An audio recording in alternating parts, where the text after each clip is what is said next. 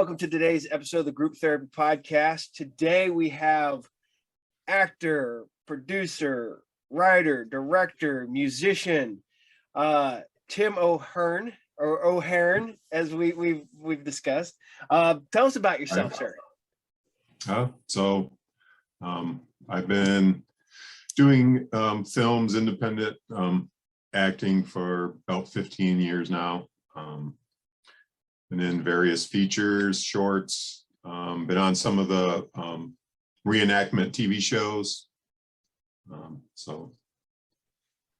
Also musician, photographer, just about name it, I guess.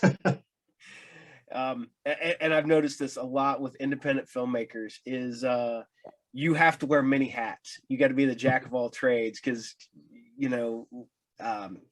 I can't remember which one it said. Is the only one person that you can always trust is yourself. Exactly. Yeah. Okay. You sent me your short, The Door. I really like that. That is, I don't want to give a whole lot away. Time travel is involved, Old West and whatnot. And the fact that you did that not far from where I live, it's still an hour and a half away, but you're in New York? Couldn't remember. Yeah, I'm in like upstate southern tier. Okay. And that you're coming all the way over here closer to me to film. And I didn't know this place existed until you told me. I was like, wow, I need to go there now. So yeah, definitely. Go ahead. Sorry. Oh yeah, actually, we're going to be there late April. We're going to do some behind the scenes, like interviews and footage and things for Showdown, and we're going to shoot a music video. I have a musician friend of mine doing the title song for the movie, and we're going to shoot a music video for him there at Dogwood. Cool. Now, for those who don't know, The Door is a teaser or short version of the Showdown, which I just lost it on my phone here, which is the extended full-length theatrical movie. And that you got Vernon Wells of Mad Max and Commando fame there. Right. That's crazy. That's my buddy is a huge Vernon Wells fan. So. Oh, really? Yeah, he's definitely going to be there to watch that one. So Bert plays the town tycoon. Has all the money, thinks he runs the town type thing. It's just pretty normal stuff. Whoever has the most money rules the town, right? Right. And the title is Showdown in Yesteryear. That is now you don't play the sheriff this time. I see. No. Nope. Different guy. So there's kind of a story behind that for the Door, the short. So I got there to film the day before we started filming, and the guy that was going to play the sheriff, because they do Wild West reenactment shows at Dogwood Pass where we shot it.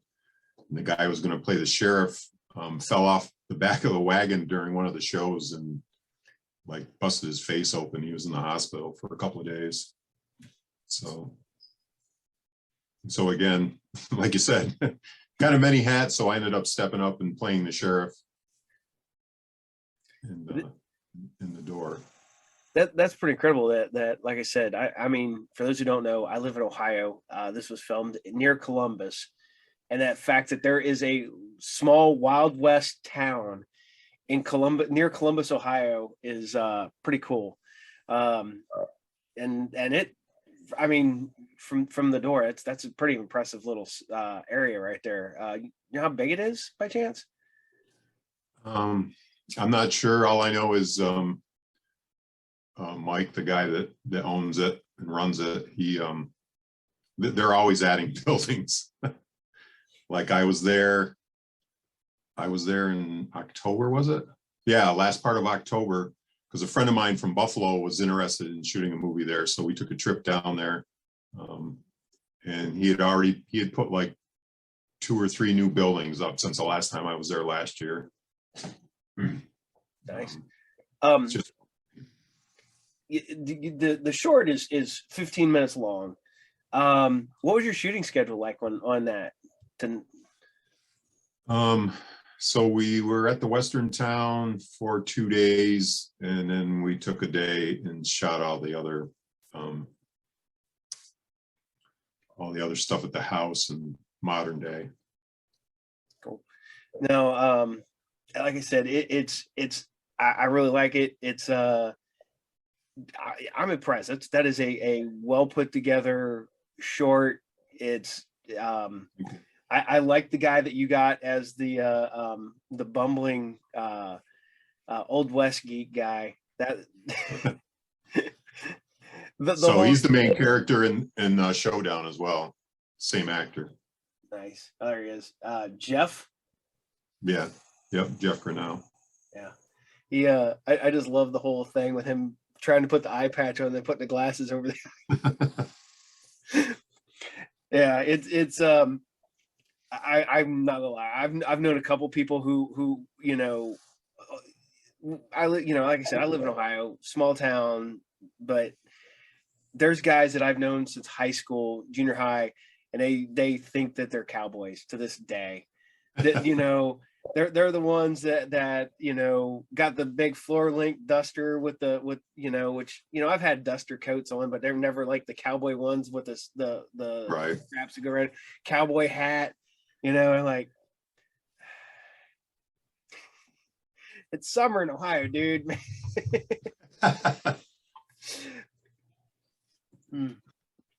Okay. I just saw you on another movie because I just talked to Donna recently, and Hell's Cats Revenge 2. How'd that one work out for you on that set there? No, that was good. I've done like 4 films for Len now, I believe. That was the last one. Yeah, because you did the other one I gotta watch, but I have not got to yet. Is I really need to see Challenge of the 5 Gauntlets. That's one of my favorites from Len. So I think Donna hit on, that's like a kung fu movie. Mm-hmm. I always say it's like an old 80s Sunday afternoon kung fu movie type thing, something you watch in the 80s, Sunday afternoon. Yep. So I don't know kung fu or any kind of martial arts, so I'm just the big brute that tries to take him out. But oh yeah. That's it. It's like I said, that's the one I haven't got to. I got to watch Hell's Cats Revenge. That's a fun movie. I like that. You're Seslak. Yeah. such an awesome name there. Now, are you working on any movies currently outside of Showdown? Showdown. Well, I've finished up shooting a couple of movies. One I believe I sent you the trailer to, Burned Over District, which is like Midsommar meets Hereditary. It's kind of a thriller. And then I did Guns of Eden this past summer with Greg Lamberson. It's an action movie. It's like a Rambo First Blood, only it's a female. That's cool. I got to play a guy in the redneck militia. Is what what I was. I had the big fight scene with her in that as well. So the one I told Donna too that I'm looking forward to, just because I'm big into the sword and sorcery stuff, is you got the king, the swordsman, and the sorceress listed here. Right. So is that one? Yeah, we haven't shot that one yet. What's funny is that you talk about, was it Guns of Eden, female Rambo? That's pretty cool. I've got a script I've been kicking around forever. I need to finish working on, called A hard woman is good to find. It's all about these guys, these kids are on the run. They end up finding this veteran. This she's kind of out in the middle of nowhere, and they're on the run. She ends up fighting for them, and she has no name through the entire movie. I don't even know if I want to have her have any dialogue either. Just have this like brutal woman come out of nowhere and just start laying waste to everybody. There you go. You Needs gotta dialogue love it. for that. Oh man. So you got here's the best one. I love this title. The Pumpkin Bitch. It says that you're the pumpkin bitch. Is that right? Yeah, I'm a pumpkin bitch. Yeah, I'm not gonna lie. Some of these are the best names ever for your character. Now, do you know the name of the character, or they just go, "We need you to stand over here and look tough. You're just gonna be a badass dude over here." So, well, in Burned Over District, I think I'm just the what was it? Long-haired guy in the trench coat or something like that. I think that's right. I think it's their like long-haired trench coat man. Yeah, trench coat. Oh, just trench coat man is what you're listed as.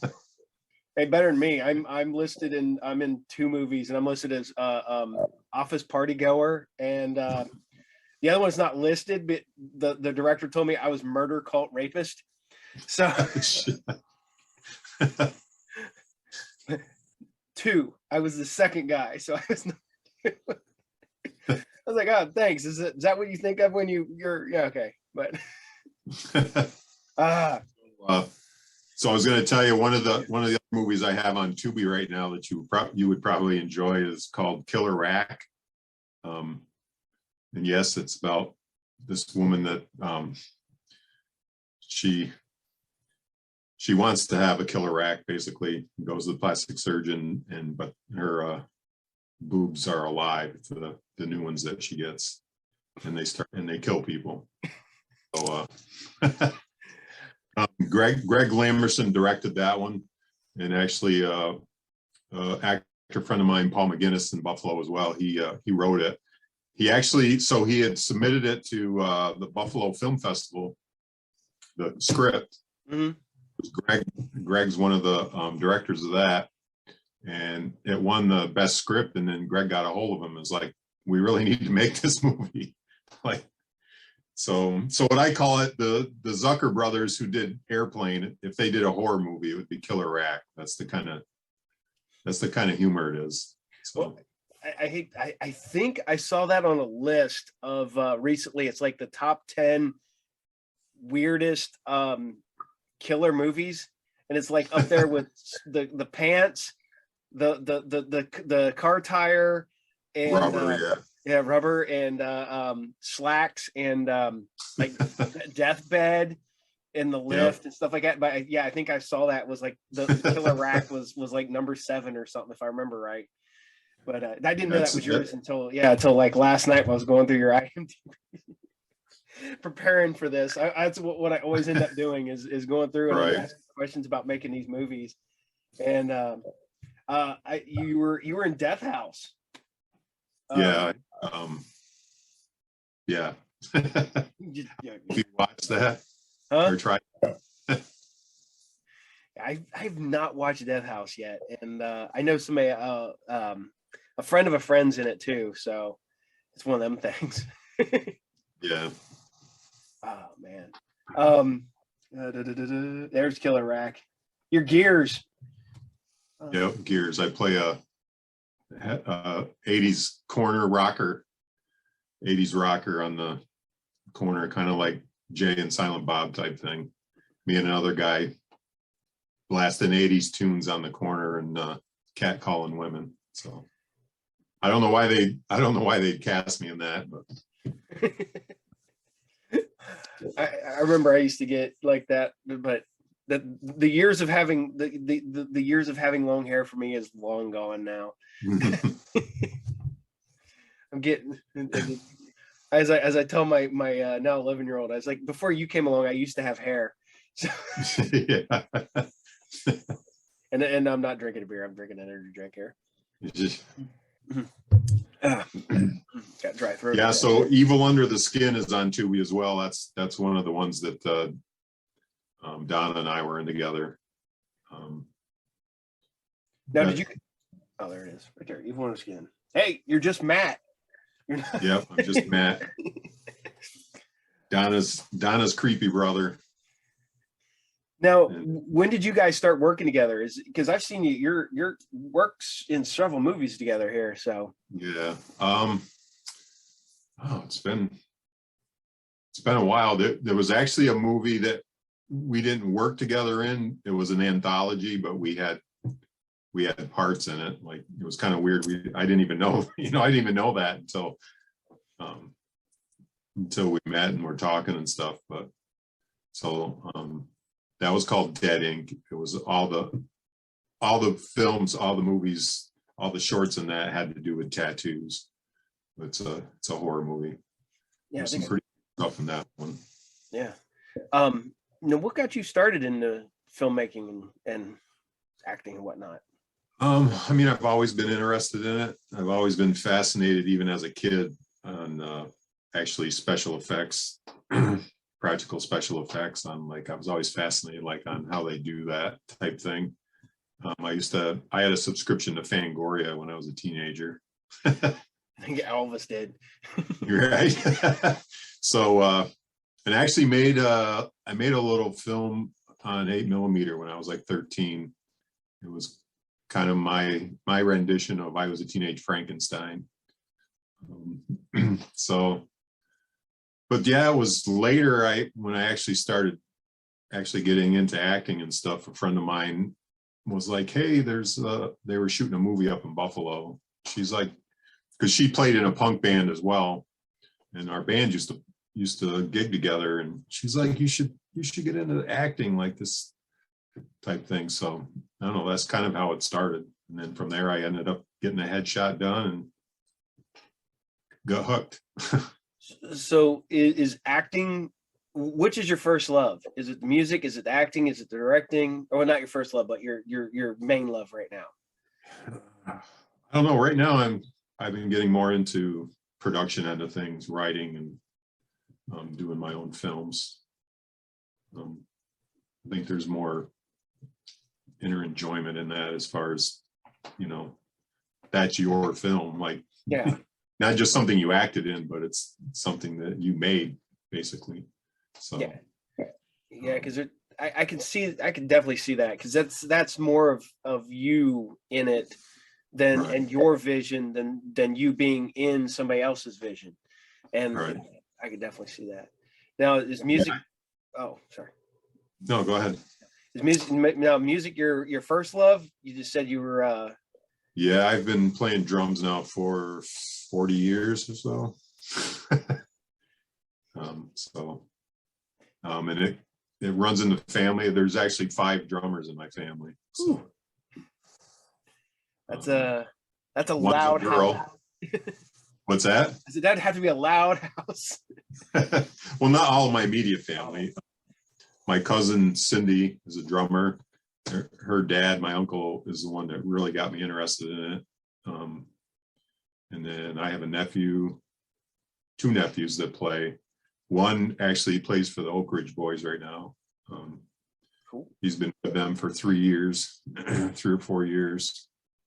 So yeah, he packed up and moved to Nashville when he was about 30, or actually in his 20s, I think. So, hey, if you're going to play drums in a country band, going to Nashville is probably the place to go. Actually, Nashville's a big metal city too, as well. Yeah, I didn't realize that until relatively recently, and we were planning on going down to Nashville like last summer. Me and my kids were going to my older sons and stuff, and a friend of ours would like just a guy trip, and then everything was going on. We're like, maybe we'll postpone it a year. So right. Hopefully this year we'll get down there, because it's like we want to go down for food and music. And so, I know there's like this one area, so it's like club food. Yeah, the Strip. Have you ever been there? Been through it, stopped for something to eat, and that was about it. I probably was there when I was a kid, but I don't remember as an adult. I probably haven't been there. So No, I like it there. I like it down there. yeah, I've been there quite a few times now visiting. so it sounds like it. I mean, music wise, that's one of the, like, I guess in the Nashville, the Midwest, or the North, South, or whatever. That's where people go. Because Yeah, I mean, it's literally 7 nights a week. If you want to go see music, it's there. yeah, that's kind of one of the reasons we want to go. We want to go for about 3 days for nothing but music and food. Because Yeah. as I've gotten older, I don't drink anymore, so I have to, if I go any place, it's for food and music. So, but Yeah, I didn't realize it was big into metal. Years ago in the 90s, I was in a band and I got the songwriters, I forget what it's called. It's a book they put out every year. It's like the Who's Who thing. Well, they list all the like record companies, places to send your demos and all that. This was back before you do it over the internet. That's when you had to actually send in a tape and everything. But I was surprised on how many addresses were Nashville, Tennessee. Like, I was like, wow, I didn't even think there would be a metal scene there. But well, you talk about that. I was like, I remember back in the day going to concerts, and like, you had the opening band that you'd never heard of was outside handing you their cassette demos that they had made. Right. And a friend of mine found a whole bunch of those, and he's like, you know how much some of these are worth now? And he had like some of these bands, like when they first started, like big name bands now, and you're just like, oh.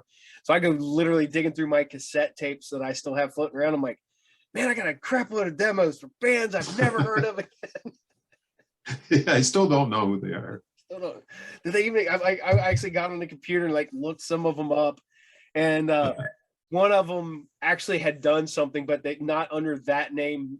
That band name, they had like, right, I guess made it big, found out that name had existed, so they changed it to another name, and then now that they what, C-level band, not quite A or B, but yeah. Now you're in a punk band with push rods. Do you do do you do music for your own movies as your punk band? Or any of your bands, I should say.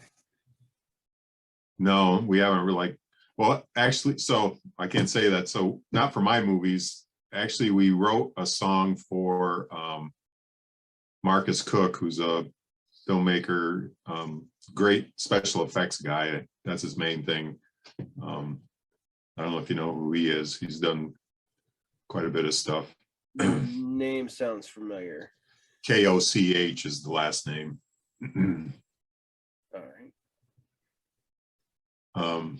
But it was a movie that never ended up getting funded that he was doing. We wrote a song for it. That's cool. Now, and we wrote it and recorded it, and then the movie never got made, but the song kicks ass, so who cares? You play it live? Is it on any of your albums? Is what's important.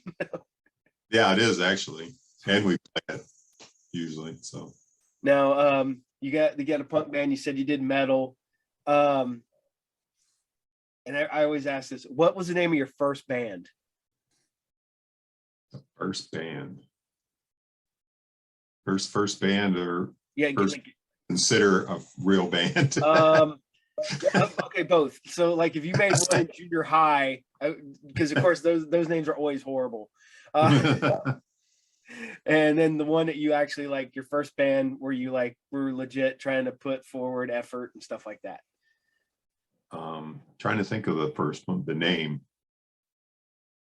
It wasn't that bad, but it wasn't great. Because like I said, I actually started kind of late. Like I was interested in it when I was in high school. I had buddies that played in bands and stuff. I always hung out with them. And then after I graduated is when I really started playing. And I'm self-taught. I took lessons a few times, but I just learned by ear. I learned how to play drums in high school, and I only learned how to play one thing, but I learned how to play it pretty well. Is I could play most of the drum solo from In-A-Gadda-Da-Vida. And I got up behind my friend's brother's drum kit one time, and I start playing it, and his brother's like, "That's pretty good. What else can you play?" Nothing. Not a damn. Nothing. He's like, "You learned that?" I was like, literally, because I lived in the country out and one of my favorite things was I put on my albums and stuff, and I had the Iron Butterfly single, so just one whole side was In-A-Gadda-Da-Vida, and I just kept listening to it over and over again. And I'm sitting there, so I'd sit over at another friend's house, and I sit there and start just listening to it, and I just okay. And and I was like, it kept going on, and I just kept learning until I finally got it. And then it was like, oh, can you put not a damn thing? You couldn't. I can play a drum roll. All right, there. I think the first band name was like just something like Alien or something. I don't know. It was just something pretty generic. That's always everybody says. I've talked to other people in bands, and they're like, "What was your?" We had one that was like Black Widow, or I'm like, but there's like 20 bands named Black Widow. Well, we were in high school, Right. Now, when you are now, do you have multiple bands, or you just have the push rods right now? Just to push that the prog rock song I had sent you. Oh, it's the prog rock. That's the Victor's Victor's Castle was the Victor's name. Castle, yeah. That was just a recording project, pretty much. I mean, that's not. We didn't start out that way, but by the time we actually even finished that song, the band had fell apart. So those deals. Hey, I had That friends in happens high all school. I had friends in high school that they got a record deal like right out of high school, and before their album was done, the band was done. Yeah. They already had problems with their lead singer going into making the album, and by the time they were done, they all hated each other and they all went their separate ways. Basically, they got the money for the record, which is like $2,500. They split it amongst the five of them. Like, did you ever make money off the album? I ran into him about 10 years ago, and I was like, did you ever make money off that? He goes, I don't know. He goes, I have no idea who has it. I have no idea. He goes, hell, I could be a millionaire for all I know. But he said, because he goes, that's the one thing. He goes, I learned, that was one of the things they fought about it, I guess, was you find out that the record companies and stuff like that have really creative accountants. So that if they give you money up front to put an album together, that's probably all you're ever going to make is the money that they paid you up front. So Yeah. Now I really process. Like, that whole process reminds it's like making a movie, kind of. You go in and record all the different parts, and so. You did it all separately, or like similarities. So well, not every album that we've done. I've actually we recorded through 3 new push rod songs last April. We did that. The rhythm tracks were done together. Bass, drums, and rhythm guitar were recorded live, and then we overdubbed the leads and the vocals. But especially for punk, I feel like that's the way to do it. It gives it that more raw energy, live feel to it. Because we had worked with a producer and recorded a couple albums in the studio, and it just we all said the same thing. Everybody in the band was like, it's it was great, but it's like for punk music to us, it's overproduced because it doesn't have that raw feel to it. So yeah, it's know a couple punk bands around here locally, and they'll get together, put out a 7-inch single or whatever, because that's all they have time for. But they'll pound out one song in like a weekend or something like that, where they're all together.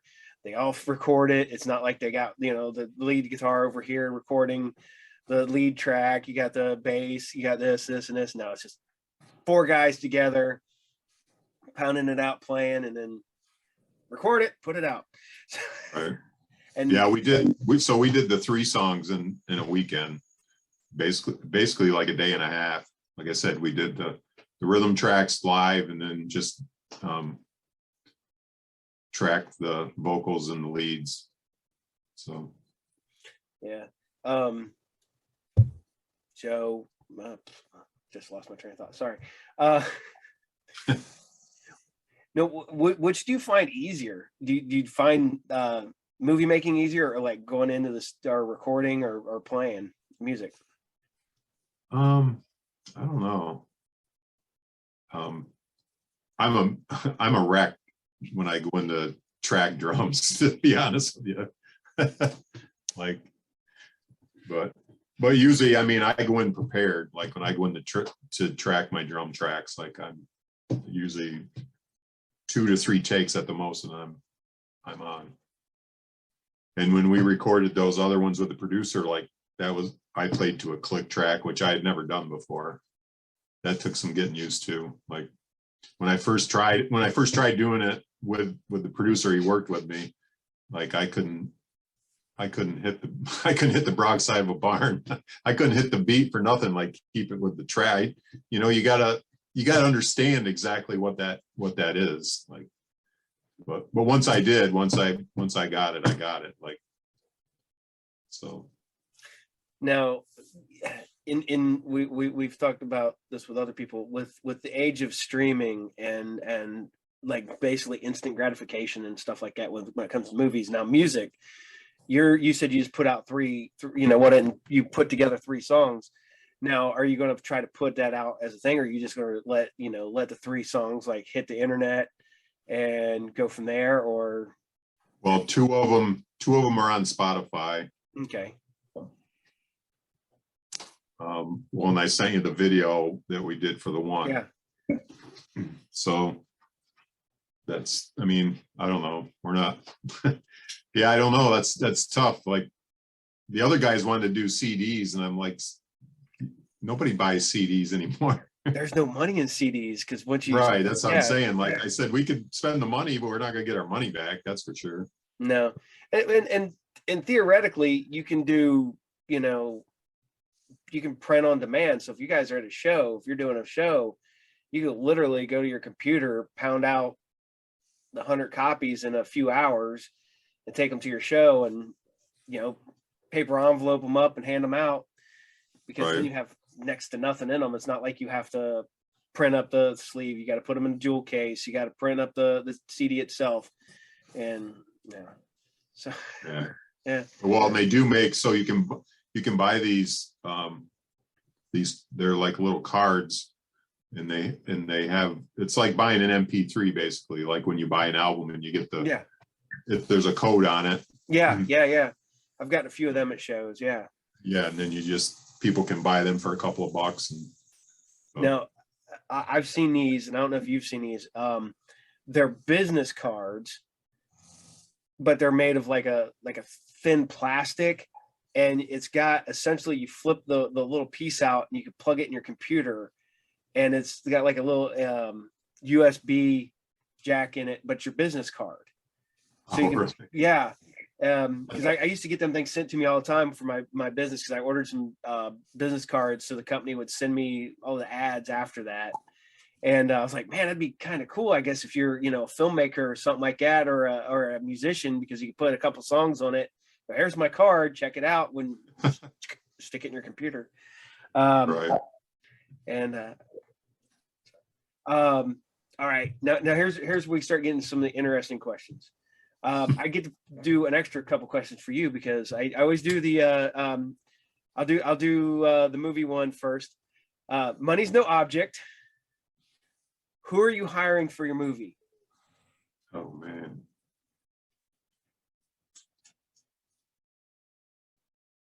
shit. Money is no object. Money's no object. Like you could legitimately go, I need Tom Cruise in this movie. And it's I probably wouldn't. Probably like Ben Foster. I love his stuff. You're gonna hire Archangel from no from X-Men Apocalypse. No, yeah, he's great. And he scored Donna from that '70s show. So good on him. Right. So Showdown and Yesteryear. So the Beast in Showdown compared to it's a different actor to the Door. So the guy in the Door, like we didn't use any kind of like angle photography. That dude's like 6'9", and Jeff's like 5'7". So that worked perfectly. So, but in Showdown, the guy I chose to do that, play the Beast in that, he reminds me of like a Ben Foster. Like he's a smaller guy, but he's just fucking crazy. Like he's just got that look in his eyes. And I thought that was a better. Oh yeah, because everybody always puts like the big giant guy, and you get just the crazy little guy that you just like you don't want to make eye contact with. You're like, oh, kill me, man! Don't make eye contact. Right. Well, and so what's cool is so in this movie in Showdown, I play one of the bad guys. I play the Beast. There's two brothers to the Beast, and I play one of his brothers. So that was the idea too. Like I'm one of his brothers. I'm a lot bigger than him, but he's like the brains of the operation and just crazy and gives all the orders and everything. So that's cool. Now I gotta add, how did you get Vernon Wells to be in your be in Showdown? I messaged him. I'm serious. You gotta love those. You don't have to go through people. You didn't have to call. You just like, hey, so the movie? Sure. So we were trying to figure out. I sat down with the DP, Aaron, and I actually had gone. He was living in Maryland at the time. I went there. We took a weekend to sit down and just like try to get the schedule and get everything set up for the film. And at that point, we really didn't even have a name yet. And we were trying to think of like some kind of, halfway name to put in this. I said, if I'm going to fund a feature, I want, at least some kind of a draw, some kind of a name. Mm-hmm. So I went through and I was friends with him on Facebook. And so I'm like, I'll just send him a message. So I sent him a message and like told him the situation. I sent him a link to the Door. I said, this is a short film that this is going to be based on. I want you to play the town tycoon. And like he like answered me almost immediately, like 20 minutes later. So he must have watched it. He mailed me back and he was like, loved it. I'll put you in contact with my agent tomorrow and we'll try to work this out. I was like, shit. Hell yeah. And you did put this, the Door has won an award, right? Well, it's won 6. But... 6? Which ones have you won? Won Best of the Festival. Trying to remember them all now. Jeff won one for Best Actor.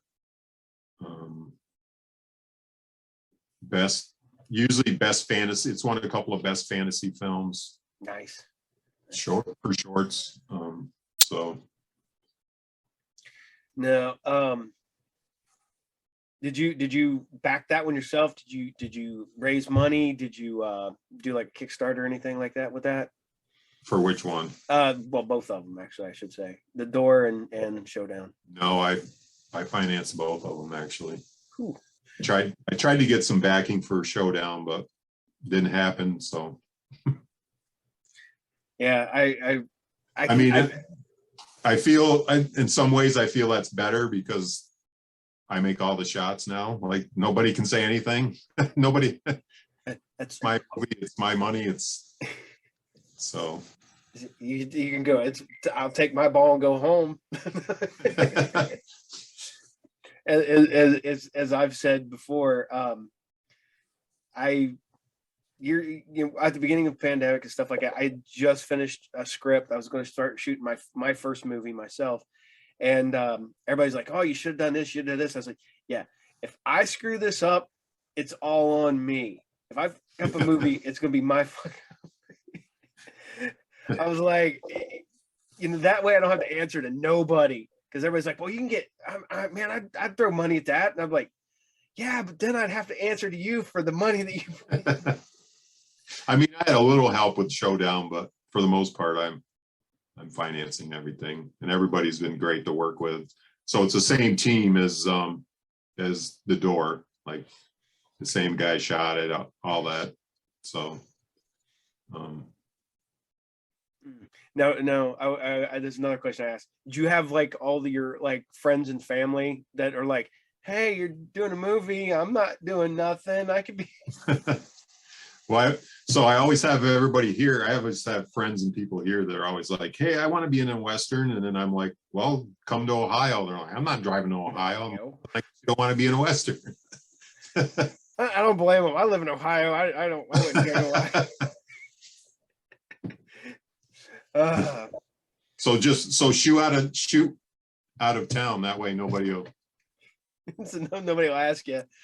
See, that was the one I ran into, is when I was talking about doing it. All these people are like, "Hey, I could be in your movie," and I'm like, "Dude, you, yeah, okay, I can I can have them just kill you in the movie." And legitimately, I gotta have a friend that comes back up from Kansas. When they come back up, I might try to film their scene just so I can have it prepared, and then I'll just edit it in later, because I'm like, man, can you just die in the movie? And they're like, "Yeah." I'm like, "Okay." We're always looking for bodies, right? Yeah, definitely. Here's the other question. The other money's no object. Money's no object. What genre movie are you doing? Probably an action film. I did one a couple of years ago, where I was like a disgruntled cop getting ready to retire. That was a fun role. That was fun. Now, is there any genres that you've worked in, or that you haven't worked in, that you would like to try? Well, my cousin Cindy keeps telling me I need to do a romantic comedy, since she doesn't like all the blood and guts. You can still make a romantic comedy with blood and guts. Yeah. True. Yeah. Ever seen Dead Alive? That's a romantic comedy, right? Now, who are some of the people that have influenced you on your work? Or has anybody really? I don't know. That's a tough one. Like, there's not one person I'd say that I've really tried to do or be. I usually approach every film a little different. I try not to watch a lot because I don't want to act exactly like somebody else. See, that's one of my problems, is I watch way too much television and movies. Literally, I'm up late at night while my wife and kids upstairs asleep. I don't, and I'd be afraid to do that, because I've always told people, I'm like, if I make a movie, I'm like, okay, this is my, Italian horror film. This is my, if I did a Western, I'd be like, I want to make a Django movie, not the Quentin Tarantino Django. Right. I'm talking Franco Nero Django movie. And everybody goes, "Who the hell's Franco Nero? Is there a Django?" I'm like, oh, okay. So in 1960s.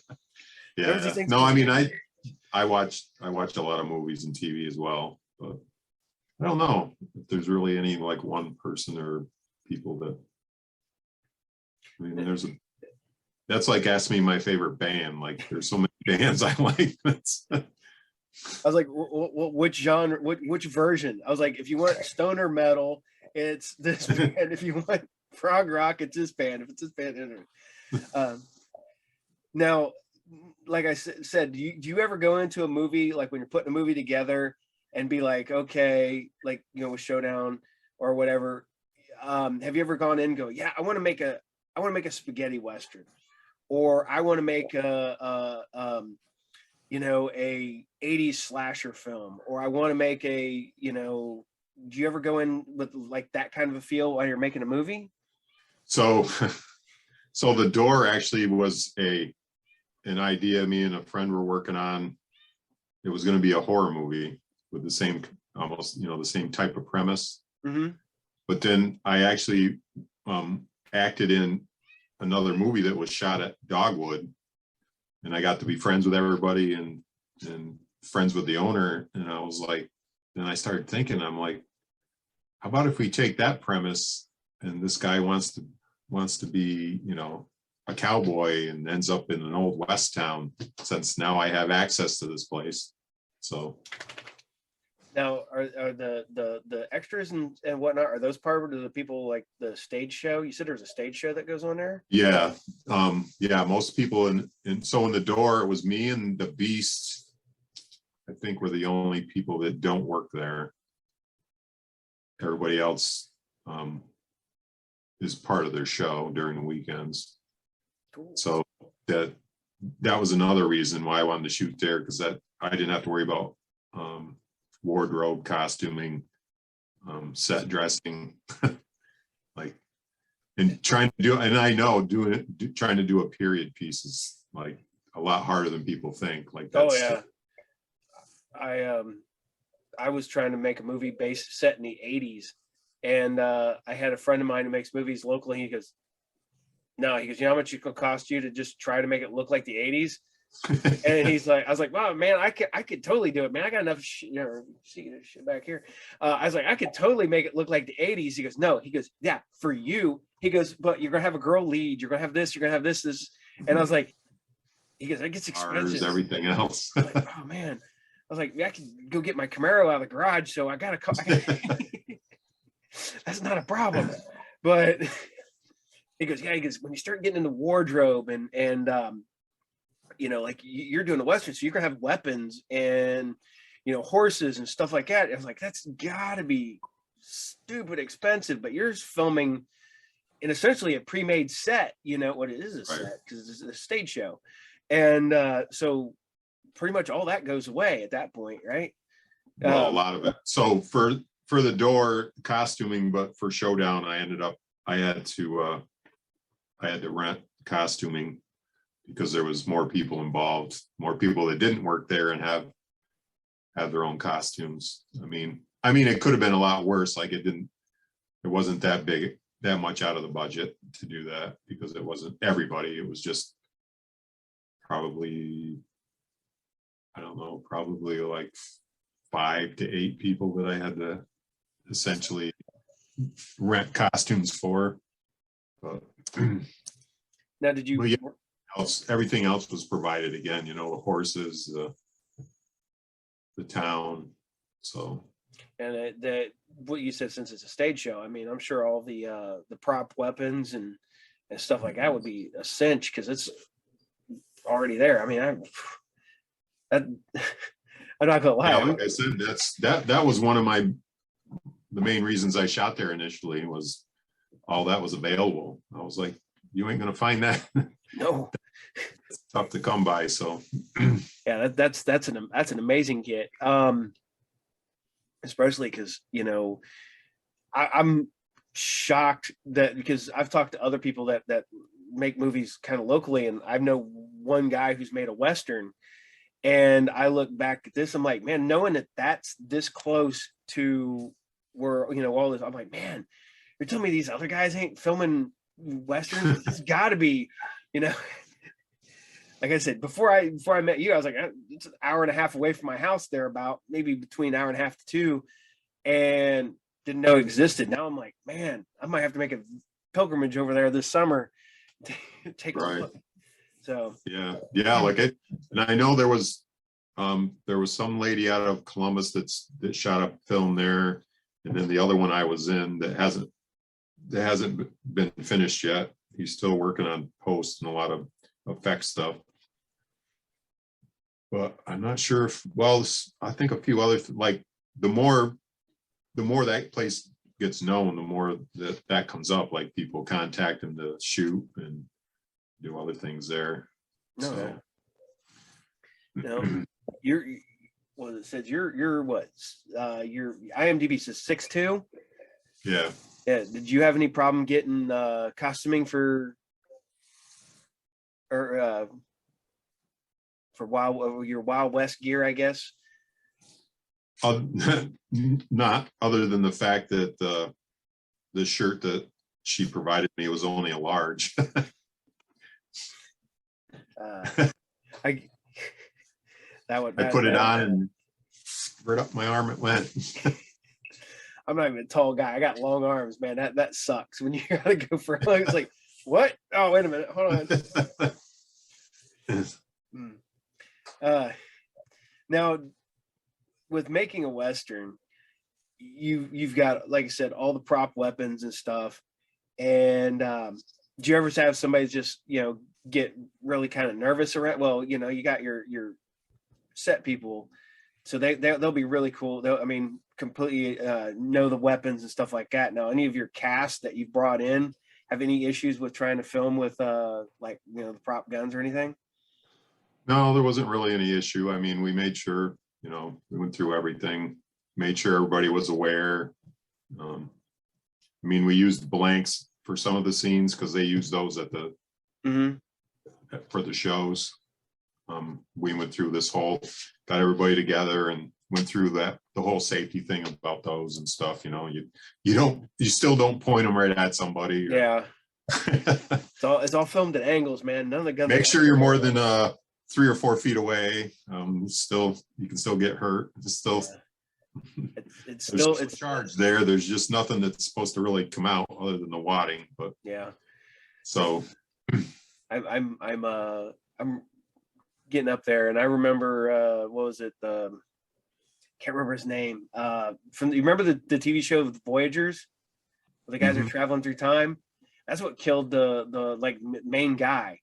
Is oh really? Yeah, he took a blank gun and put it up to his head. He goes, "It's full of blanks," and it pushed the skull into because it still got all the power of a bullet of a cartridge. Yeah. So, but yeah, that's what killed him. But no, it's with I always, because you always see these big movies and stuff like that, and they have issues. You never hear of the smaller, low budget movies having issues with prop weapons. You never hear them about having stuff like that. I mean, literally, you had the Crow. You just had the movie that Alec Baldwin was in. You hear that, but that's big budget. You never hear about any accidents happening on small budget movies, because I'm not gonna dog any of these big budget films, whatever, because I don't know the whole thing. But I think when you do smaller budgets, you are a hell of a lot more cautious, because one, you're working with this much money. You're working with, people that personally for the most part on a lot of these. And, you're also with people that you trust and know. And I think that's why you never hear about people, getting, thrown by a horse. You never hear about people, almost losing a hand in a sword fight. But literally, I love Sleepy Hollow, the Tim Burton movie.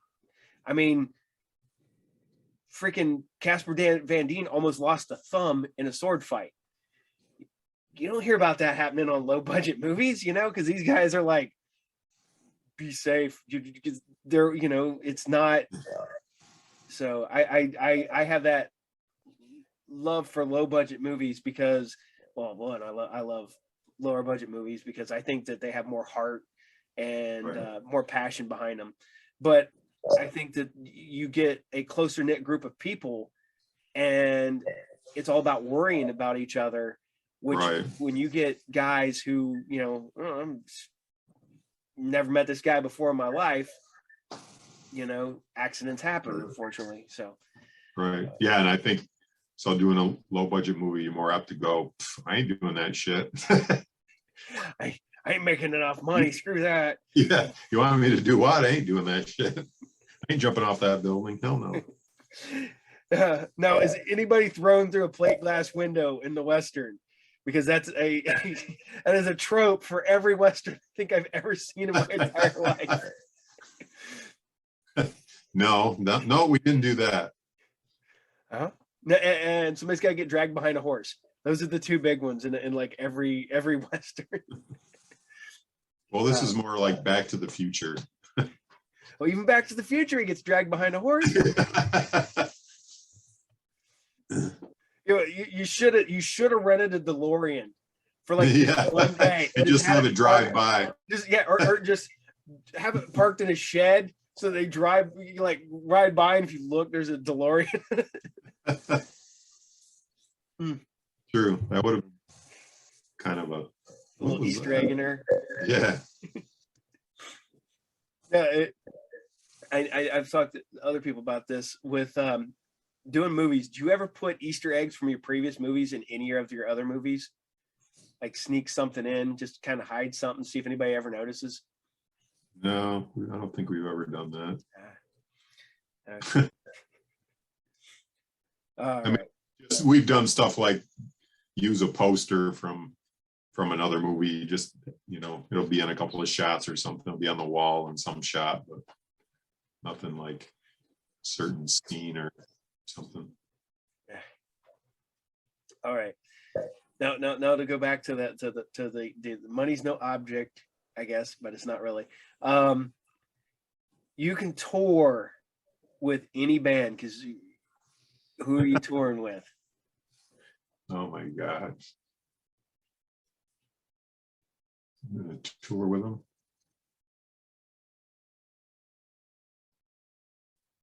I think we should tour with Judas Priest, because I don't know how much longer they're going to be around. I'm hoping that this is the year, because there's rumors of the Iron Maiden Judas Priest tour.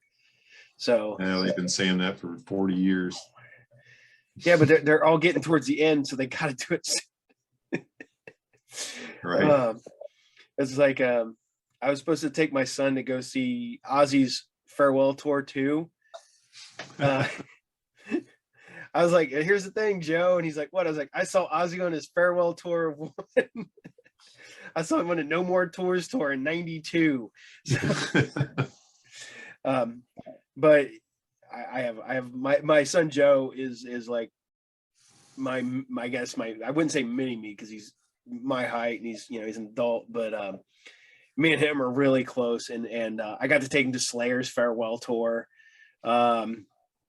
We were supposed to go the following year to go see Ozzy, Megadeth, and I can't remember who else was supposed to be. And then that got postponed. Now it still looks like it's going to happen, but. And he goes, why do you want? I was like, I want to be there for both farewell tours. I think that would be. I was like, it wouldn't be like the Rolling Stones to go to like 8 of them, or the Who and go to like different, because every time you turn around, the Who was like, oh, this is the farewell tour. And then I just seen them touring again. I'm like, okay, that's not. Yeah. All right. Are you gonna go see Def Leppard, Motley Crue and Poison? I don't know. It's in Cincinnati and there's still tickets, but it's a stadium show. So if I get tickets, it's gonna be like, you know, the stage is gonna be like this big from the distance. And there's a bunch of other bands. Well, it's like getting tickets to Evel Knievel. You got to go watch Vince Neil make an ass of himself. Well, last year, there's a place not far from here, and Bret Michaels was there. So me and my wife went. She's like, "Do you want to go with me?" And I was like, "Yeah, hell yeah, I'll go see Bret Michaels. I've never seen Poison." So we went and seen Bret Michaels, and I'm not gonna lie, he put on a pretty good show for his solo stuff.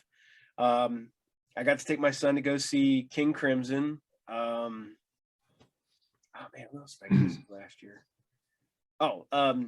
Sebastian Bach. I got to see him on the 30th anniversary for Slave to the Grind.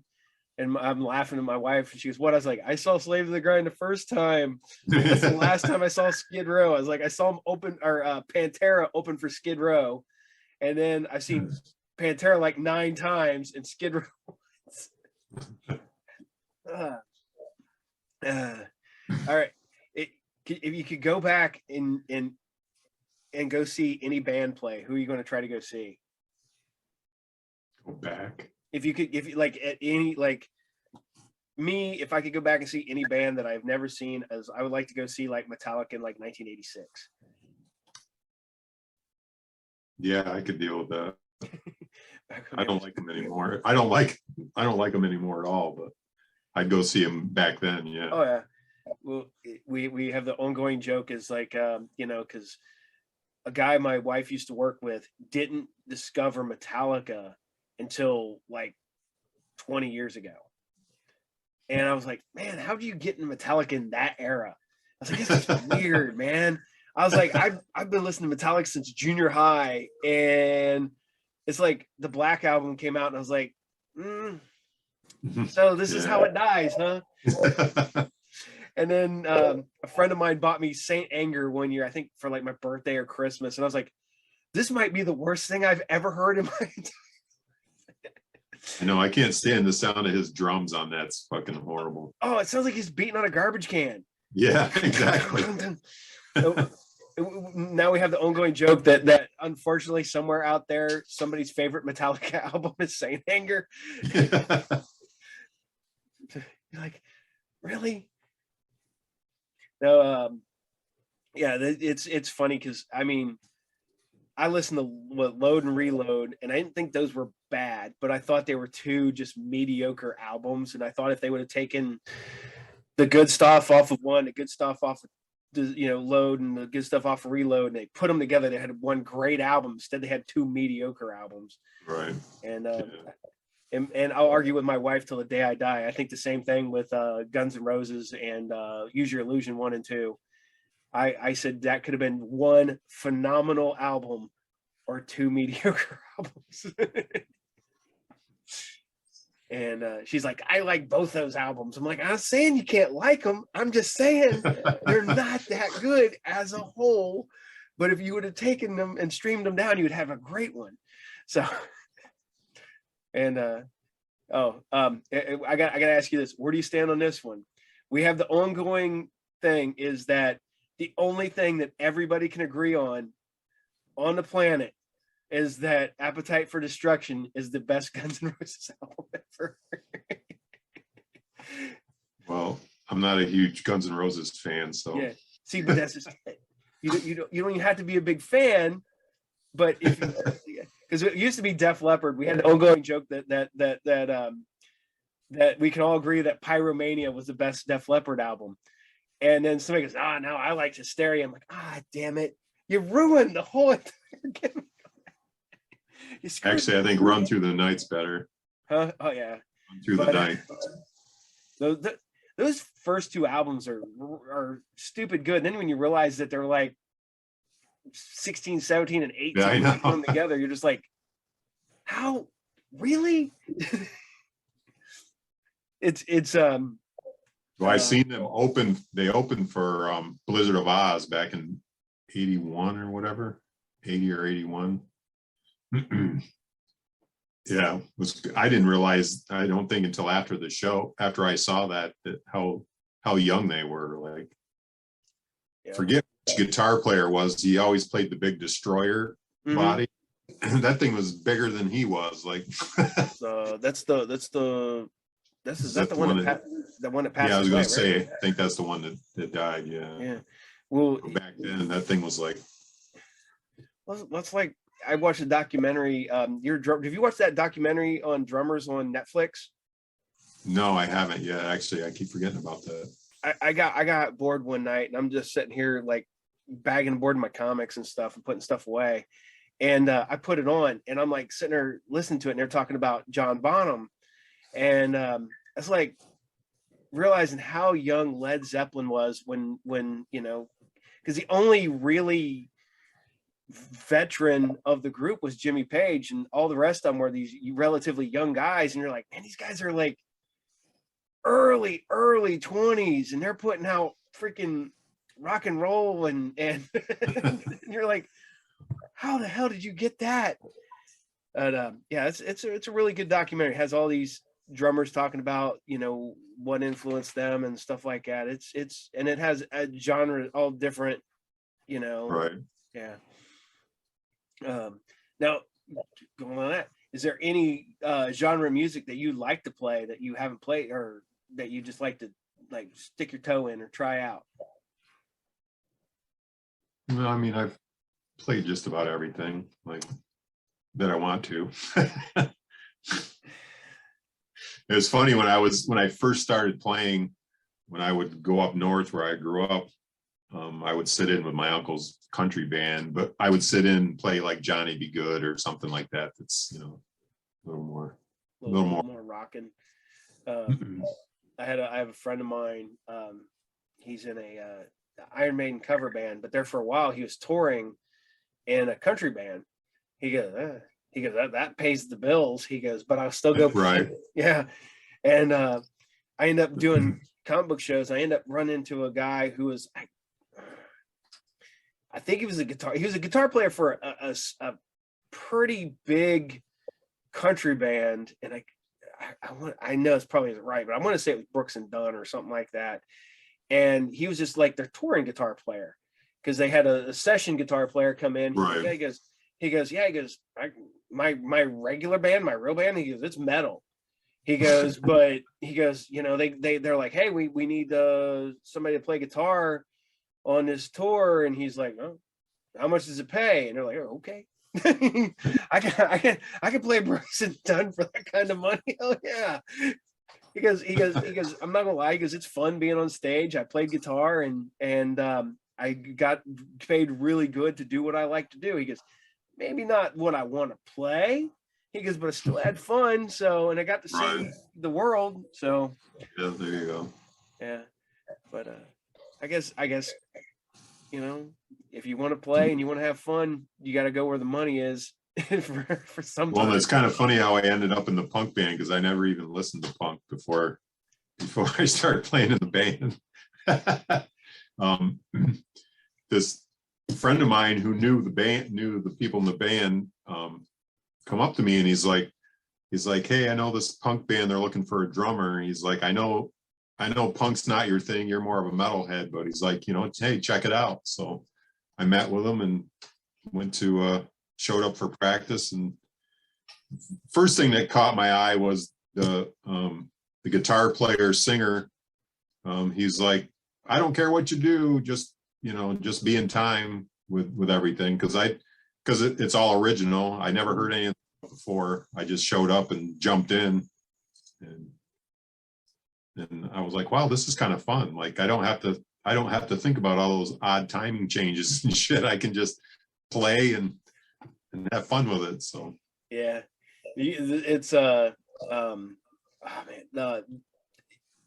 a lot of them bands, especially some of the punk bands that if you look at them, you get the one, like the bass player is a the punk guy, you get the drummer who's the metal guy, you get the guitar player that's the prog rock guy, but right. They decided, they're like, hey, well, this is good, this is easy, I can play it.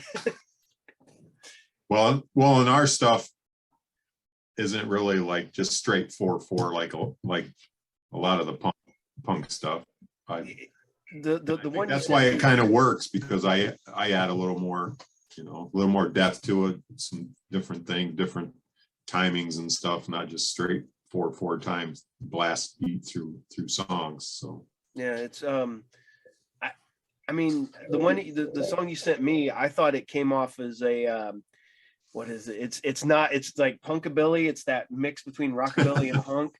I was like, I like it. It's got a good sound to it. I could definitely put that on while I'm working on a car in the garage or something like that. So, hey, it's if you're having fun playing and you're enjoying it, hell yeah. Right. Yeah, we always joke, because Um, we say like a Push Rod's album lengthwise is like one prog rock song. You get that 20-minute album or a 20-minute song. I got King Crimson over there on vinyl, and the Court of the Crimson King, if you listen to it, it's technically 5 songs long. That's it. Right.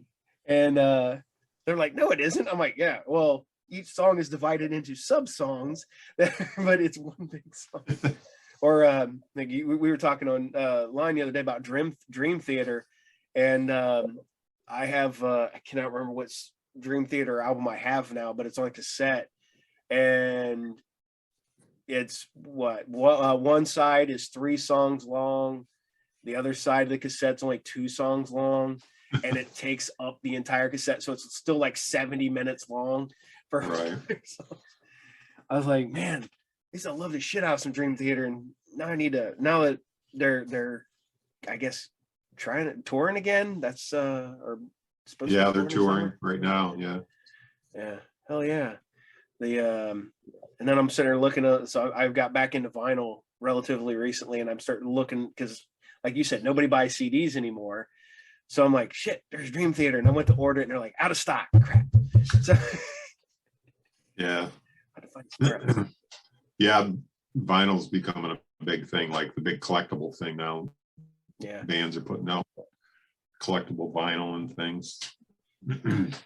Yeah, it's I don't know. I didn't want to start getting back into it, but then I started buying up all these albums that I had when I was a kid, and then I was like, oh, okay, cool. And then all these new albums were coming out online. I'm like, okay, it's either $20 for vinyl or it's like $18 for a CD. I'll spend the $2 and get because I mean, a lot of them you get a digital code, so you don't even get the digital version of it too. So now, do they give the digital codes with the albums too? Some of them do. I just got an album. Was it this one? Yeah, this one. Amazon just sent me the code, so it's automatically on my Amazon library. And you don't even have to turn any codes in or nothing. It's just there. So I got and when I'm editing together my the shows and stuff like that and doing my other shows, I tend to, like, when I'm driving, when I'm working out, when I'm like working in the garage or whatever, I tend to listen to metal. When I'm like chilling out editing, I tend to listen to like the synthwave or like music scores, like the I got like the Star Wars Rogue One soundtrack, stuff like that. Because, like my friend said, he goes, that stuff's made to be in the background and not distract from what you're doing. I'm like, yeah, it's perfect, because I can sit there and listen to my music. And I got some albums a while back, and all of a sudden they're like, I get a little thing that says, music's in your library. And I'm like, what? So I looked at my wife. I'm like, do we have a music library for Amazon? She goes, yeah, here. And she clicks on it. And I'm like, oh, and I look, there's this list of all this music that I bought that I didn't know I owned digitally. And then there's crap, where's it at? There's one that they just actually just give you the code. They get some of them, they put the code in the vinyl, so you'll just like open it up and there's a slip with a code. Mm-hmm. And then this one I got for Christmas, it's the John Carpenter's Splash Band, it's German, and it's weird renditions of John Carpenter's, but it's where the hell's it at?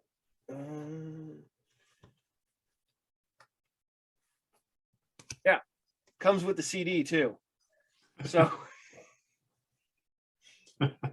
they're just like, okay, well, you're buying the vinyl, which I didn't buy this one. A friend of mine, like I said, got that as a Christmas gift. But yeah, they I don't know. Some of them are cool because some of them are different. I got like the Splash vinyl clear and just multiple colors and stuff, and I got clear ones like flat, just clear white. So that's being weird back here.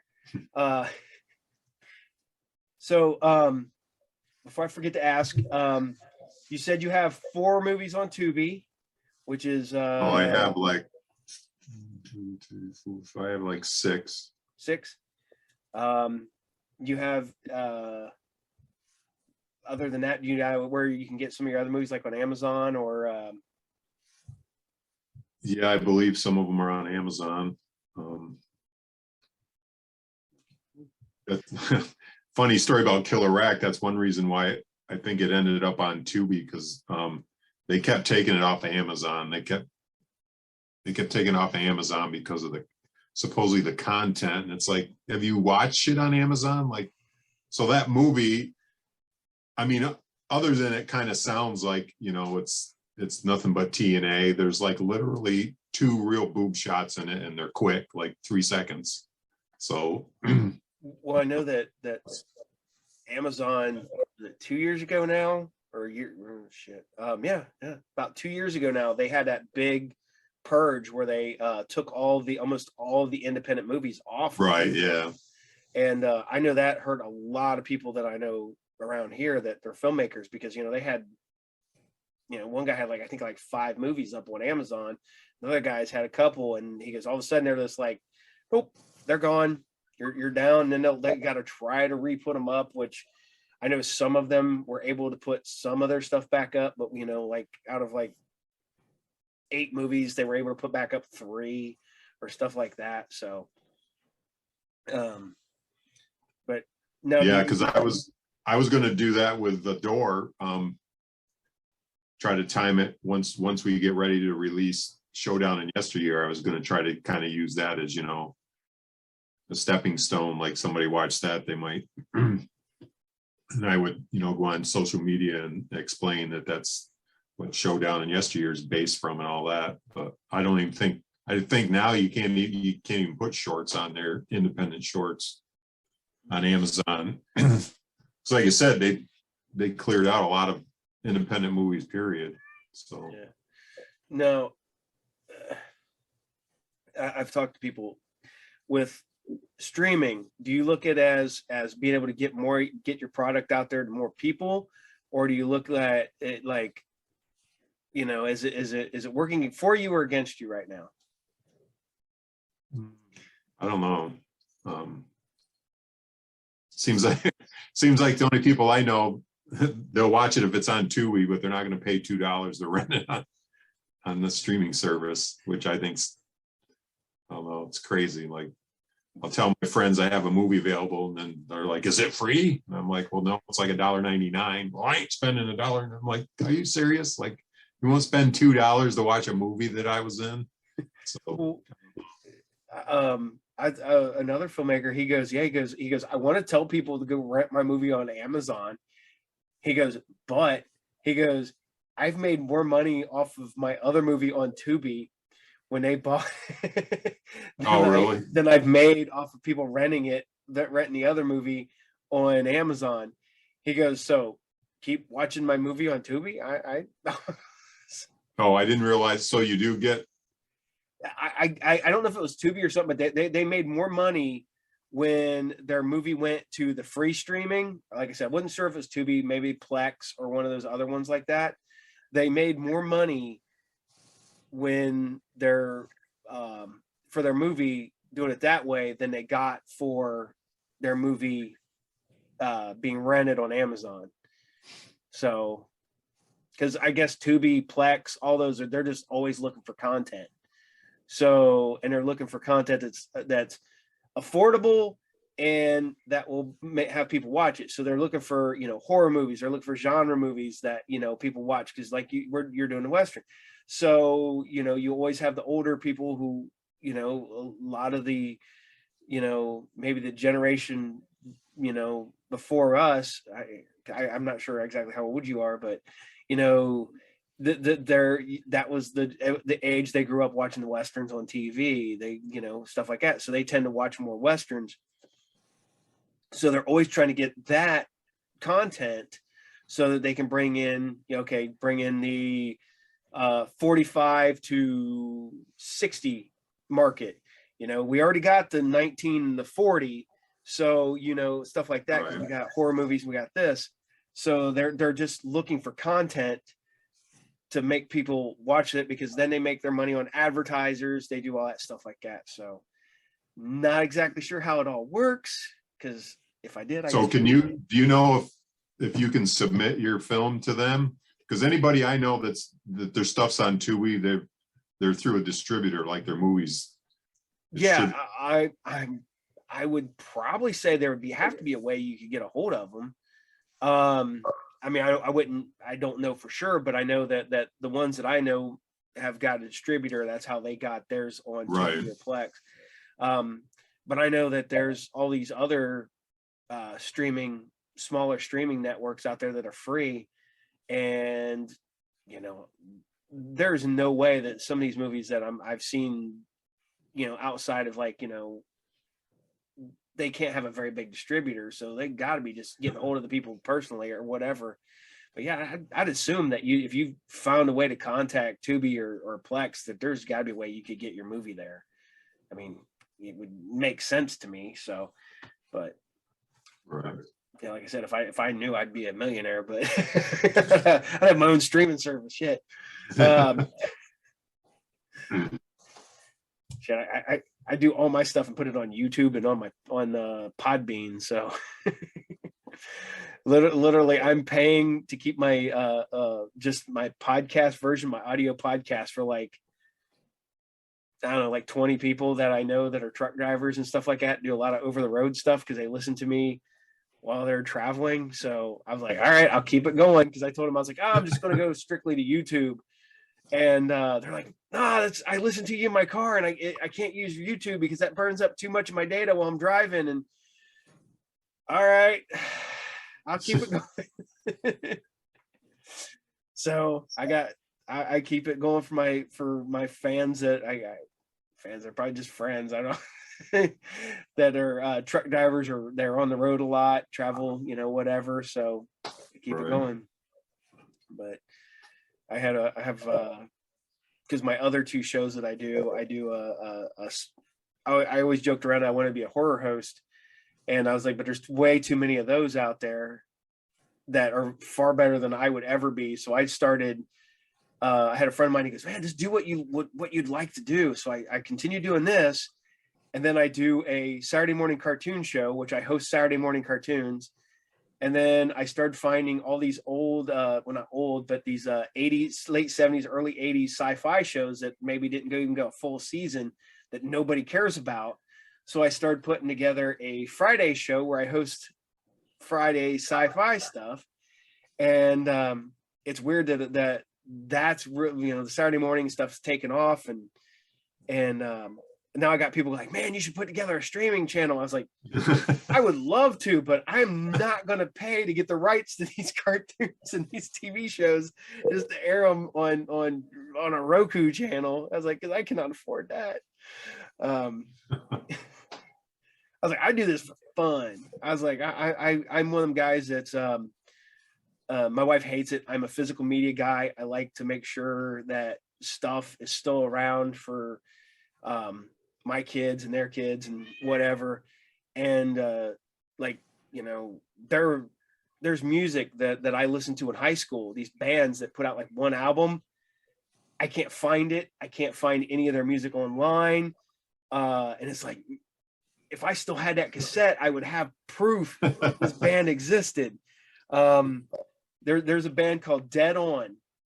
Their big claim to fame, I guess, was they did a song on the Shocker soundtrack, but they put out one album and they just disappeared. And I remember they had like a music video. I had their cassette tape, and I don't know if it got like lost or stolen out of my car or something like that. But I can't prove, you know, I can pull up my Shocker soundtrack and let you listen to the one song that they put. But I'm also, like I said, I'm like the guy. I buy physical DVDs. I buy, you know, whatever. Yeah, me too. Because, you know, 20 years down the road, if it doesn't get picked up on Blu-ray, or if it doesn't get picked up on which whatever comes after Blu-ray or whatever. Yeah. You know, is it lost? You know, because I've got stuff that's only available. The last time it was released was on VHS or Laserdisc.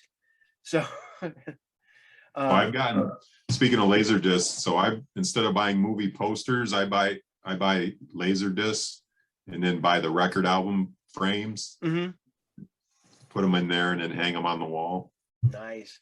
Because man, some of them are sweet. I got my one of my favorite movies is The Keep. And a buddy of mine got me The Keep on Laserdisc for Christmas one year, or it was Christmas, like my birthday or something. And I need to get that framed up, but literally I watch it. So Oh, you still have a Laserdisc player? yeah, I got a Laserdisc player. Yes, I have a Laserdisc player. I have VCR, Laserdisc, Blu-ray player, multi-region Blu-ray player, 8mm film. I have the RCA Spectravision. Remember those with the cartridge? I have one of those, but I got to get it working. And I'm always on the lookout for another beta. And I've even got an HD DVD player. So I still have my HD player. Yeah, I don't want any of this stuff to disappear. My wife hates it. She goes, "What are you doing with all that shit?" I was like, "You don't understand." She goes, "It's all streaming." I'm like, "Until they take it away from you." And then Right. Well, that's always the big argument with like Voodoo, you know. You don't really own it because if Voodoo goes down, you have nothing. Did you ever? Was it last year or year before last that some guy lost all of his, I think, music on iTunes? He had thousands of songs, and they went in and they're like, he's like, "Oh, you know, I own all that," and he goes, "No, you don't. You're that's our, you know." And they're like, "But I paid for them." He goes, "Well, you're paying for the service to have them available." I'm like, yeah, there's giant loopholes that they're jumping through to get to make it basically so that you don't really own anything. Right. So, well, I mean, yeah, I mean, if you think about it, like I said, because they were talking about Voodoo or something, or did one of those shut down, one of the video streaming services or something, because everybody's like they combined or something. It was not Voodoo, because I just used Voodoo the other day. Right, but they were saying at one point that like something about them combining, and if you own this, you were going to lose it. Yeah, I could definitely see that. I started seeing all these posts. Everybody's like, "You don't own that stuff. Like, if this happens, it's gone. Like, your movies are gone." Yeah, and it's even you know, because everybody's like, "Well, everything's streaming." I'm like, not everything's streaming either. Right. You know, it's that's scary too, because you know you got your movies out there. Do you have DVDs or Blu-rays of your movies available? Oh yeah. Yeah. See, oh no, I don't know about available on all of them anymore. I mean, a lot of them initially you do, and then they you sell out of them, and or for whatever reason they sell out or they stop distributing them or whatever. But I mean, I have my copies. Now, before I forget, do you ever do conventions and stuff like that? Take your movies out there on the convention circuit? And no, I've never done that. I mean, I'd like to do a couple of conventions. I think they're cool. So about 7 years ago, I was doing a streaming music, like a radio show every Friday night. What we started doing is I would get a hold of conventions and offer them a month of advertising on my show if they gave me a table. so for a couple of years, like I did that for quite a while. That was fun. Had to meet a lot of actors and hang out with them and stuff. Oh yeah, it's it used to be a lot cooler. It's gotten a lot harder now because they try to keep all the talent away from the regular people, so they always try to hoard the big name actors over here, and then everybody else is over here. Now I'll tell you this much right here: if you ever get back here to Ohio, I do a comic book show here in town. I will give you a free table. You can come here. I'll give you a free table. I'll give you a free I don't table. know if I can get any. I don't know if I can get any merch, but Yeah. But we it's always cool, you know, like I've said this before and I'll say this again. Independent filmmakers and stuff, guys who and guys, girls, people, everybody who's going out there and putting their heart and soul into a movie that's I have nothing but respect for you. I have nothing but respect for everything. Especially, I mean, holy crap, you're I look at your list. I'm like, you're doing everything. You're like you said, you're getting into production and producing and writing, directing, and music and everything. And that's just, I don't even know how the hell you even find the time to do my interview here. I've talked to other people and they're like, hey, clones. I've cloned myself. I'm filming a movie now. I run with the comic book guys and stuff like that, and I'm like, man, how are you working on like 6 books at one time? Like you're not drawing, but you're still inking and you're still writing. right. And he's like, I have no life. Like, and like I said, I have just a huge amount of respect for you that with what you're doing. The door is amazing. I can't wait to see Showdown. That is, if it's, I mean, if I'm really pouring, you know, a tenth of what, you know, because it's what 15 minutes long, and if I'm guessing hour 30, hour 40 for Showdown, it's 2. It's 2. Yeah, we've watched and watched it. We're like, there's nothing we can cut. Like it's, you know, everything adds an element to the story. It's a huge story at this point, like with a feature. Like there's, well, I mean, I can't say too much about it because I don't want to give any of it away. Yeah.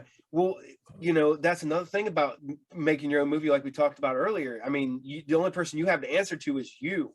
Right. So if you don't want your movie to be under 2 hours, like you're like, this all needs to stay. It all needs to stay. It will all stay. It's not like, you know, back in the day where they tell you, okay, I made a movie. It's 2 hours and 15 minutes. And the studio's like, we needed an hour 30. Right. I can't get an hour 30 out of it. You're going to get an hour 30 out of it, or it's not going to. And I don't really plan on doing a big film festival thing with this either, like I did The Door. To me, I don't know. I think the film festival circuit's gotten way too diluted. There's too many. Everybody's putting one together, and you're just, I don't know. I've gotten at this point, like I said, The Door is still, there's still some other film festivals for that coming up. I started submitting it more last year. For this year when I figured out that Showdown wasn't going to be done yet. So just to kind of keep that out there. Now, I have some people I know that own a theater somewhat locally here.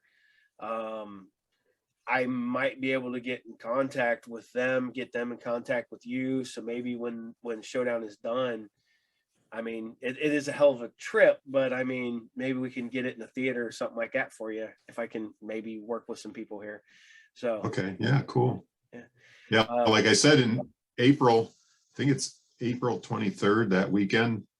I'm going to be at Dogwood. We're going to be filming some other stuff like interviews and shooting a music video. And if you want to stop down. Heck yeah. It was, you said April 23rd. We'll write that down over here on the calendar. I believe that's the weekend. Okay. Yeah. Get a hold of me when you know for sure, and what times you'll be there, and I'll see if I can get over there, because I own my own comic book store, so I just, if it's on like a weekday or a Saturday, I'll have to get somebody to run the shop while I'm gone, but I can get over there and drag me. Yeah, we're going to be there for like 3 days. Sweet. Yeah. Because it's, like I said, it's hour 40, maybe hour 45 away from me. So Right. Have you looked up well, Dogwood's outside of Columbus, but Is it to the east or the west? yeah, Don't know. good question. North or south? I don't remember. Hold on a second. That's what we got Google Maps for here. Yeah. Just look up Beaver, Ohio. Beaver, Ohio. It makes me chuckle every time I say that. Beaver, Ohio. There we are. And directions. Oh yeah, you're down by Jackson. Okay, you're 2.5 hours away from me. So yeah, you're south of Columbus. So yeah, that's still not bad. I still make that trip. Yeah, I know it's like an hour. Jeff lives in Columbus. It's about an hour from his house. Yeah. Yep. Yeah, I go that's not horrible there. Shoot. I just shoot on down the road and head out, and maybe I'll make a weekend of it. Yeah, well, it should be placed. So that's the cool thing about shooting there too, is they have this big bunkhouse.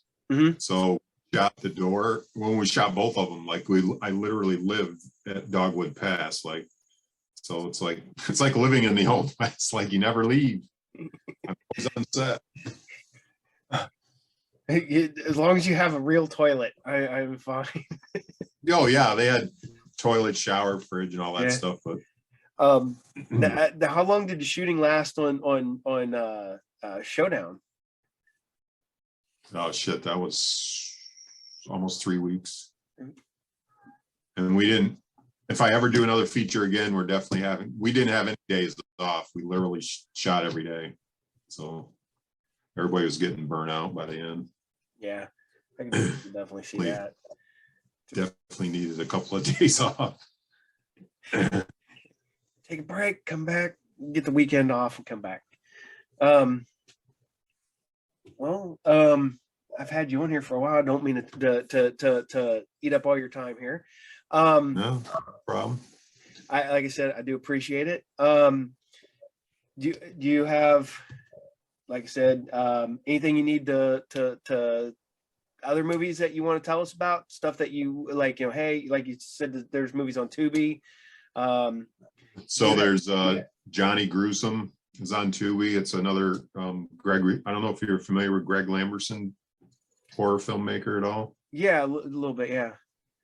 His big cult classic, Slime City. Yeah. Okay. So I've done 4 or 5 films with Greg now. Johnny Gruesome, Tubi, that's Greg's movie. Killer Rack, Greg directed. Debbie Rochon's in Killer Rack as well. Let's see what else was there. Evil Under the Skin that I'm in with Donna. That's where I play the creepy brother. Okay. Donna and I are brother and sister, and we have a big kissing scene. So you got to watch that one, because everybody's like, some of my friends watch it and I get text messages. They're like, aren't you brother and sister in that film? I'm like, yeah. And they're like, but you like made out. And I'm like, yeah. Oh my God. I was just, I was watching someone on some like making of on YouTube a while back for a movie, and literally they changed the script like midway through the movie, and suddenly like the people were, it was, I say they like Star Wars did, that the two like mains were not brother and sister. So there's like a makeout scene in the beginning, and by the end of the movie they were acknowledged to be brother and sister because the script changed so much from point A to point B. I was like, okay. And they're like, I was like thinking to myself, they didn't decide to cut that out. They're like, oh well, okay. So yeah, it was funny. Well, because that wasn't in the script originally, and then Jeff sent us the update, and Donna gets a hold of me and she's like, have you read the update to the script yet? And I'm like, no. So I go read it, and then I come back and I'm like, she's like, yeah, we kiss. And we're brother and sister. But and then so then we both talked to Jeff, and Jeff was like, well, Jeff knew Donna and I had worked together before and saw some of our stuff. And he's like, you guys have decent chemistry or whatever, and work well together. He's like, you already know each other. So he's like, that's why I put that in there. Like, he's like, if you're okay with it, and I'm like, I'm fine with it. It just, it was kind of weird, but hey. Good. I'm good. We're good. I'm supposed to be creepy. I guess that just makes me creepier. Oh yeah. And you said that you don't have any. You got The Door coming out in some film festivals. Do you know which ones coming up? Well, it hasn't even been announced. Like, I'm just saying more that I submitted it to that haven't even announced whether it's in them or not. But I know you sent me the link. Is there any place where people can see The Door? Not yet, because it's still in festivals. I can't really.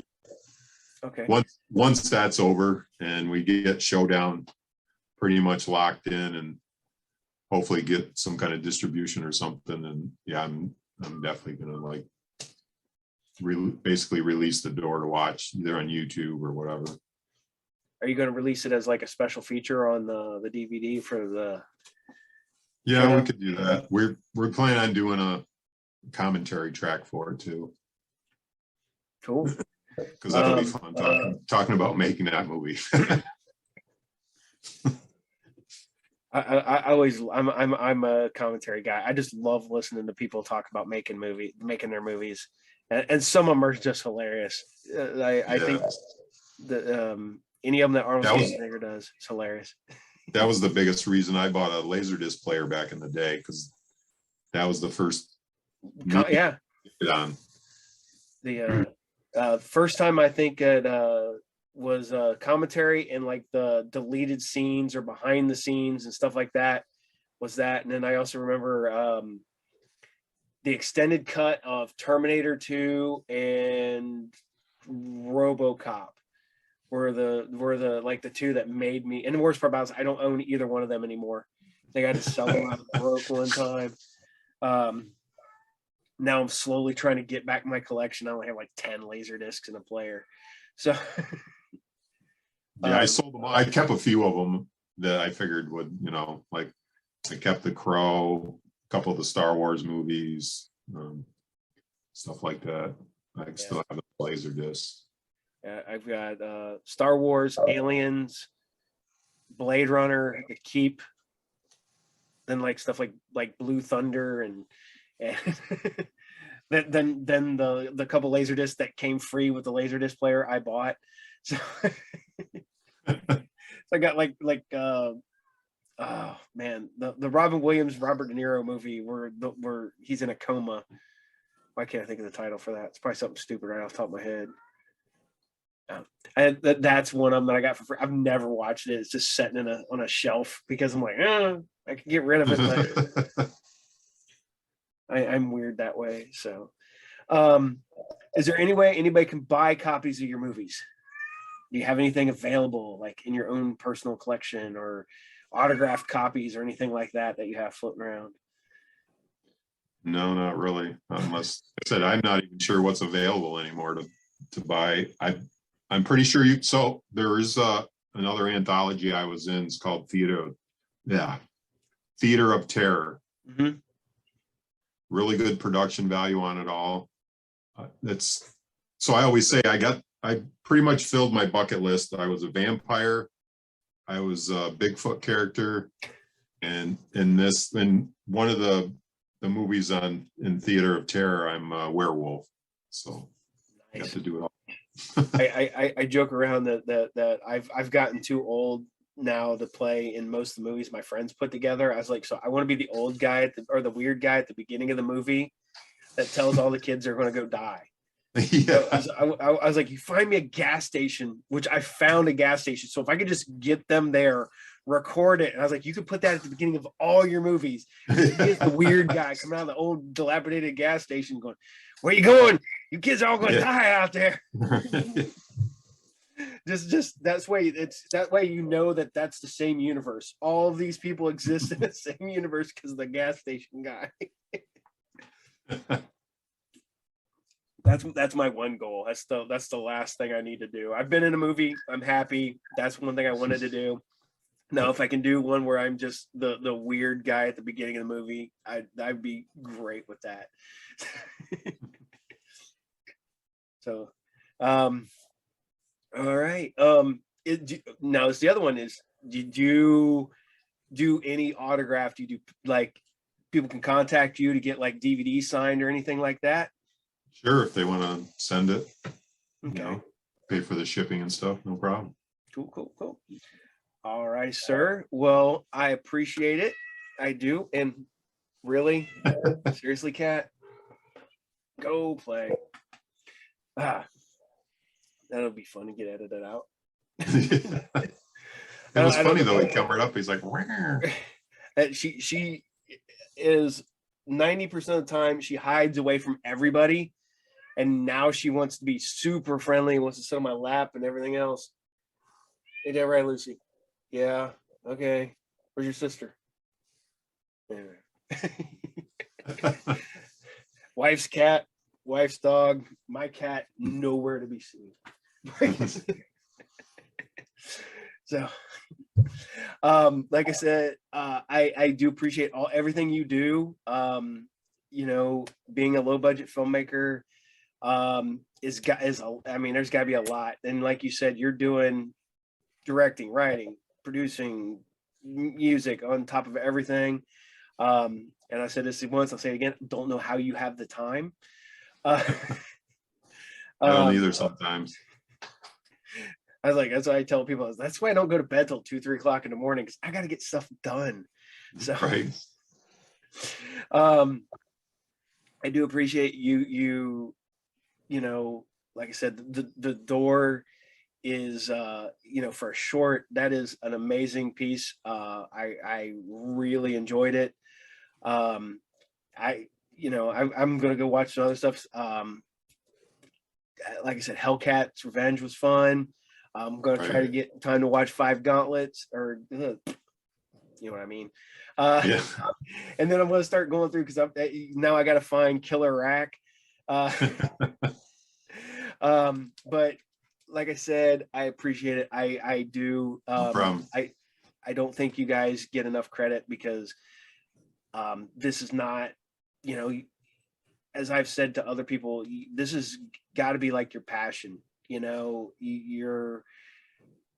mean, I know everybody's in it for the money, but it's like the band. If I was in it for the money, I wouldn't be here right now. Exactly. So thank you. Now what I'll do with this is I'll take some I'll put some of your trailers for some of your movies in, and at the beginning, at the end, and stuff, and I'll put some of your do you mean like links to your IMDb and stuff like that at the end, and all that fun stuff. So I do appreciate it. And anytime you want to come on, tell us about new stuff we got coming out, or maybe if I can get over to Beaver, Ohio. That's not gonna never be funny. If I can get over there on the 23rd of April, and if you let me, maybe I can film a couple things, and we can definitely put together another episode. And like I said, if you ever want to get on here again, be like, hey, I got a new movie, one of my other movies is coming out, just 5 minutes, hop on, tell us, and I can edit something in at the end of another show, and I can do all that stuff. So okay, cool. Yeah, no problem. Cool. Sounds great. If you need anything, like if you're looking for like another trailer or something you want to use or whatever, just let me know. Yeah, if you want to send me those. If not, I mean, if they're on YouTube, I can go find them and pull them off YouTube. If not, like you sent me the other ones, I can do that. But yeah, if you want to send me some links, that would be great. I can send you a couple other shorts too. Sweet. Cool. All right. Well, I appreciate it, sir. And you have yourself a good night. And thank you again for being on here. And I will talk to you again soon, hopefully. Yeah, just get a hold of me. All right, cool. And I think Theater of Terror you can buy. I can find the link for it. I think it might be just theaterofterror.com or something, but I'm pretty sure you can still buy the Blu-rays and stuff from him. If not, I can try to get you one. Sweet. Yeah, that'll work. I'd like to get a couple copies of some of your movies. Get at least a copy or so of some of your movies. That would be awesome. I can throw them in there with the other movies, which you cannot see from here. I got like 6,000 DVDs right now, about 2,000 Blu-rays, probably a couple thousand VHS tapes. And seeing people think I'm nuts. You don't even know. I have a huge comic book collection. I have a huge movie collection. I have a toy collection.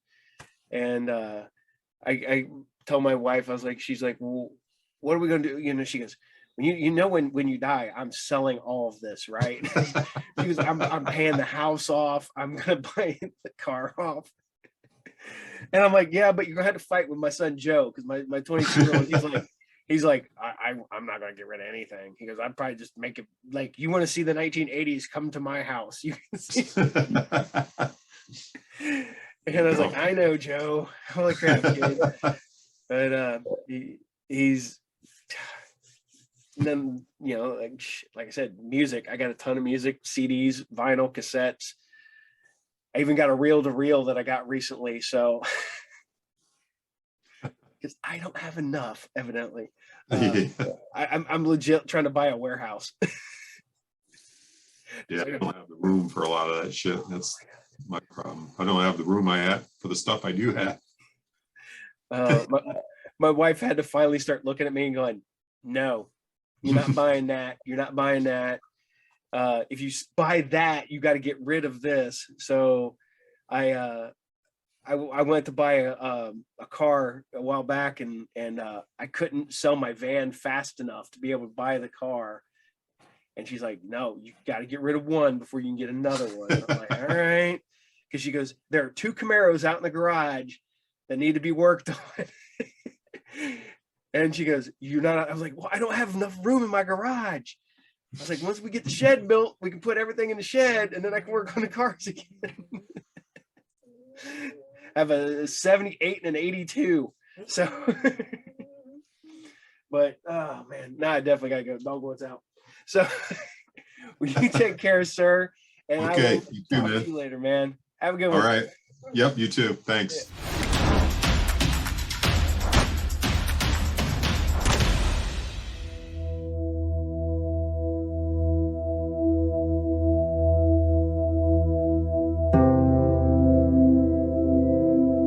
We've exhausted every medical treatment we have in our arsenal. Everything. I'm afraid she only has about 8 weeks left to live. I'm looking to hire you to find something for me. It's a very specific item that's relatively impossible to locate. What is it that you're looking for? It's said to have healing powers.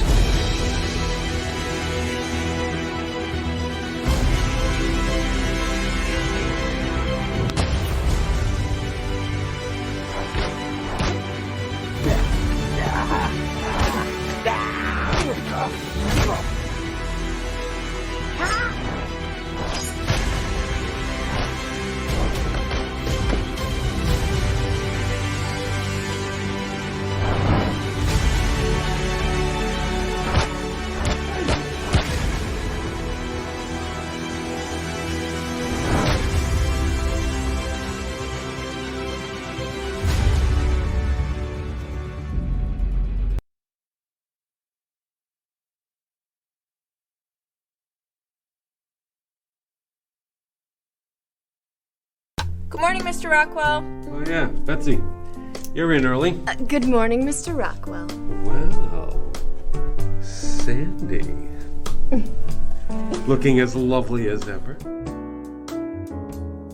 Babe, it's my mom. She needs me over there. You know she's been sick. If you need help taking care of her, I'd love to meet. I swear her tits are actually innies. It's like I'm feeling up a 10-year-old boy. There is a subtle little operation I could provide that might give you a slight edge. Oh, well, what? Bigger boobs. You made the right choice, my dear. Holy crap! Do you like them? They certainly pull the room together. Did she always have those? I'm definitely all woman now, and so much more. There is a great evil surrounding you. No, within you. We'd like to ask you a few questions. May we come in?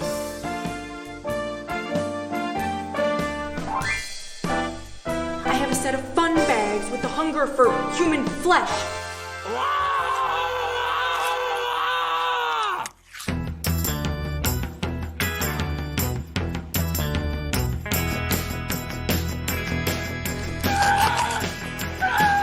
All you need's a pair of fun bags, and you'll never be a fag hag. They're flappy and slappy. They make me very happy. They make me want to bust out into song. All you need's a pair of fun bags, a leather teddy and a ball gag. Bazoomas, palookas, guns like bazookas. Bow down before the great and powerful Kiss. How's that for alliteration? All you need's a pair of fun bags. We're officers of the law, and sometimes you gotta get icky. Sag. Yo, killer rack. Godzillas that will crush you in your sleep. All you need's a pair of fun bags. I'm writing my review right now. All you pair of fun bags. All you need's a pair of fun bags.